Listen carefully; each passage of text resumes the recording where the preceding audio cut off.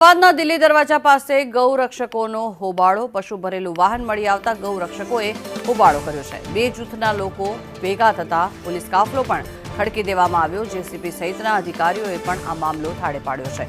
લોકોના ટોળાને શાંતિથી સમજાવવામાં આવ્યા છે. જેસીબી દ્વારા આ પ્રકારનું નિવેદન આપવામાં આવ્યું કે જે ટોળો એકત્ર થયું હતું તે ટોળાને શાંતિથી સમજાવવાનો પ્રયત્ન કરવામાં આવ્યો હતો. આ પશુ ભરેલી વાહન જે મળ્યું હતું તેને લઈને અનેક પ્રશ્નો પણ અહીંયા ઉઠી રહ્યા છે અને કોઈપણ પ્રકારની કોઈ અનિચ્છનીય ઘટના ન બને તેના માટે થઈને અમદાવાદના દિલ્હી દરવાજા પાસે ખૂબ જ મોટી સંખ્યામાં પોલીસ કાફલો પણ ખડકી દેવામાં આવ્યો હતો અને બંને જૂથોને શાંતિથી સમજાવવાનો પ્રયત્ન કરવામાં આવ્યો હતો.